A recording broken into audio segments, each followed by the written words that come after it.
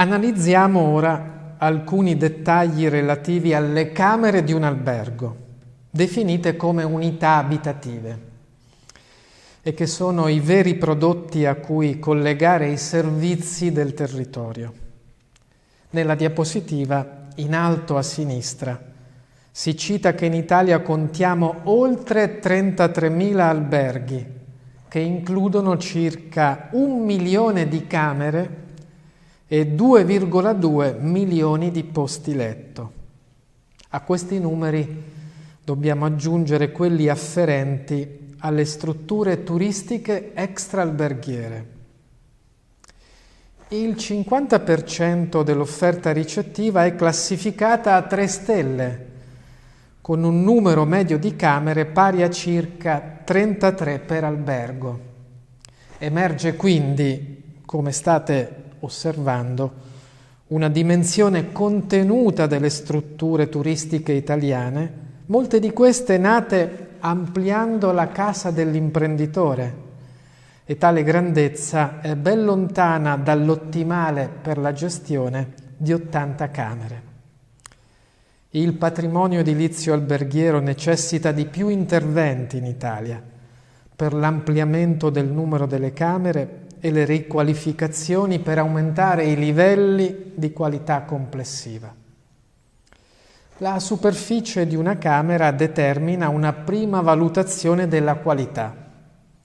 Più sono i metri quadrati a disposizione degli ospiti e maggiore sarà il valore reale e percepito. In genere, come esplicitato dalla freccia in basso a destra nella diapositiva, la larghezza della camera è attestata fra un minimo di 3 e una dimensione ottimale di 4 metri quadrati circa. Tale oscillazione discende dalla posizione del guardaroba, che può essere, come citato dall'asterisco giallo nell'immagine, ben incastrato nella parete esterna del bagno o trovarsi a lato dopo l'ingresso in camera. La lunghezza della camera è invece tra i 5 e i 6 metri, con il bagno che occupa circa un quadrato di 2 per 2 metri. Non intendo in questa sede gestionale approfondire i livelli tecnici, ma concludo con alcune osservazioni. Il bagno, con l'impiego delle porte scorrevoli laterali, deve essere utilizzato in contemporanea da 2 persone.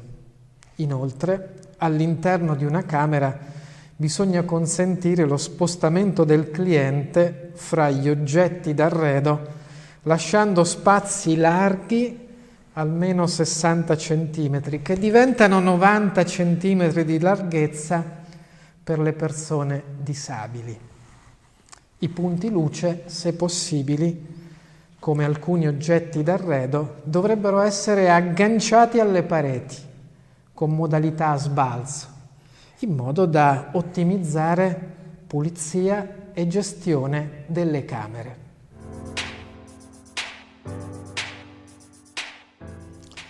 Con la presente diapositiva voglio citare alcune indicazioni gestionali. Spero che vi saranno utili.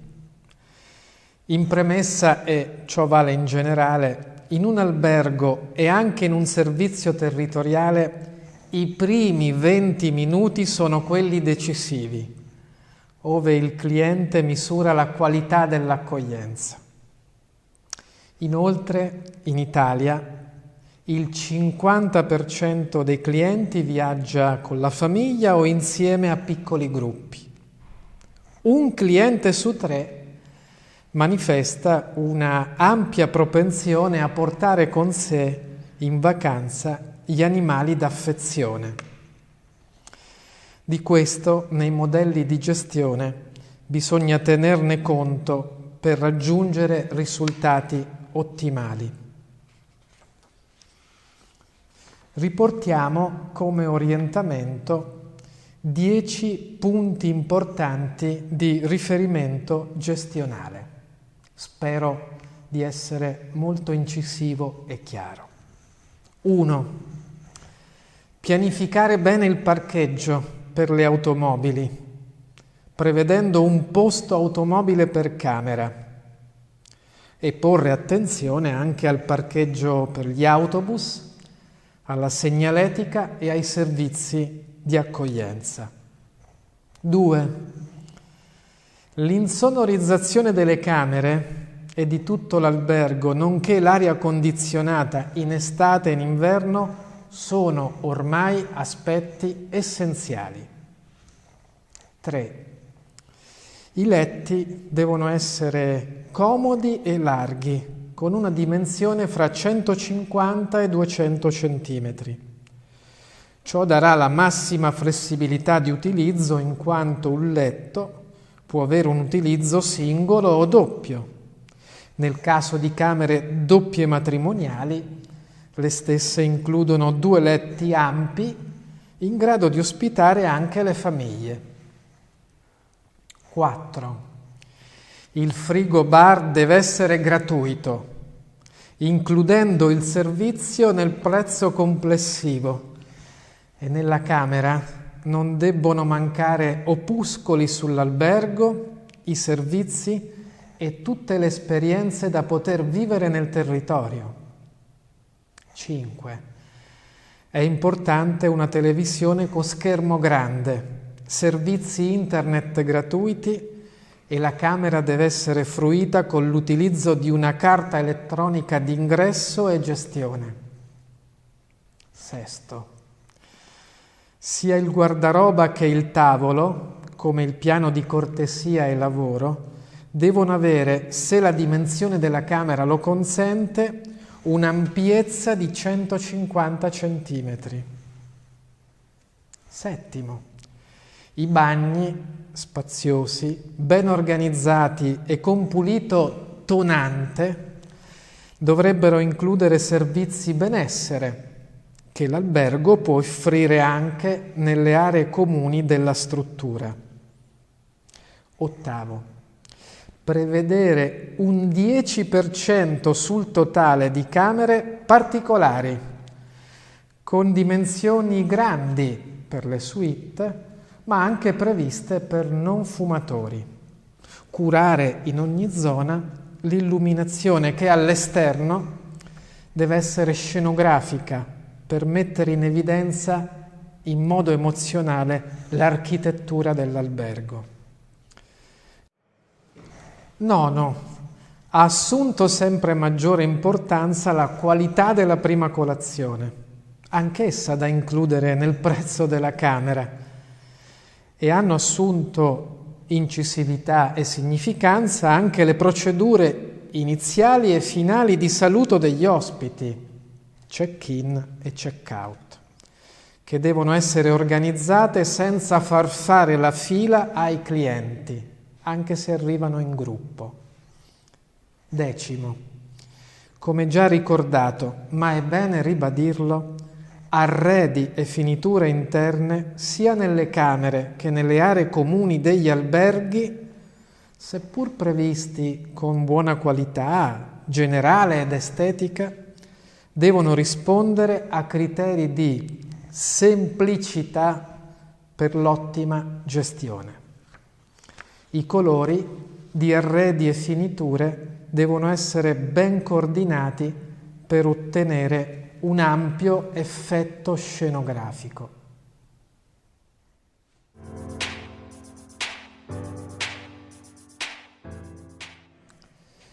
Tutti gli spazi di una struttura turistico-ricettiva, per gli aspetti architettonici e gestionali, devono essere molto flessibili nell'utilizzo per adattarsi ai diversi clienti.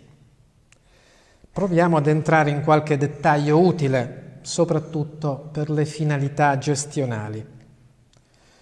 Nello schema a sinistra della diapositiva sono citate le tipologie dei piani di camere.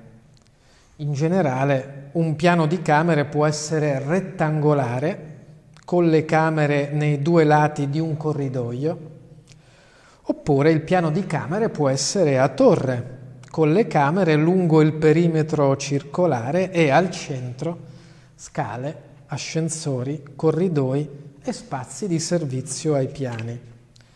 Senza entrare in dettagli tecnici, che comunque sono indicati nella diapositiva, mi limito a dire che un piano di camere rettangolare è più conveniente perché a parità di superficie complessiva possiamo avere più camere da vendere. Al tempo stesso, questa soluzione aumenta i percorsi per clienti e il personale. Invece, nei piani di camere a torre c'è un maggiore spreco di spazio, ma, come intuibile, le unità abitative sono più vicine fra loro e quindi ottimizzano i percorsi sia dei clienti che del personale addetto alla gestione. Voglio lasciarvi anche un dato utile per pianificare gli ascensori. In media, sino ad una dimensione di 200 camere, ripeto, sino ad una dimensione di 200 camere, possiamo installare, per ridurre i tempi di attesa, sino ad un massimo di 5 ascensori.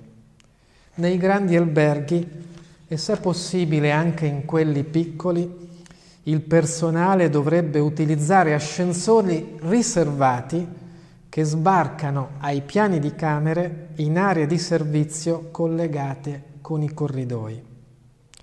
Peraltro i corridoi nei piani di camere dovrebbero consentire l'incrocio in direzioni opposte sia di clienti che del personale, con una dimensione in larghezza del corridoio di almeno 1,6 metri. In alto, al centro della diapositiva, riportiamo lo schema di una camera suite.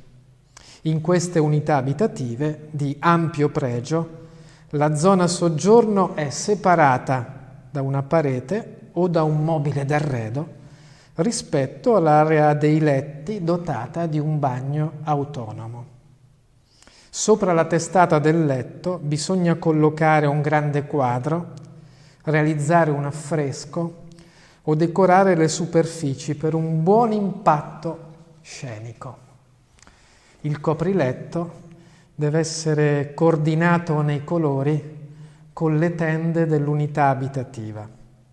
Il pavimento delle camere può essere in moquette o, per una migliore gestione, in legno o materiali in grado comunque di insonorizzare e indurre un adeguato benessere ai clienti.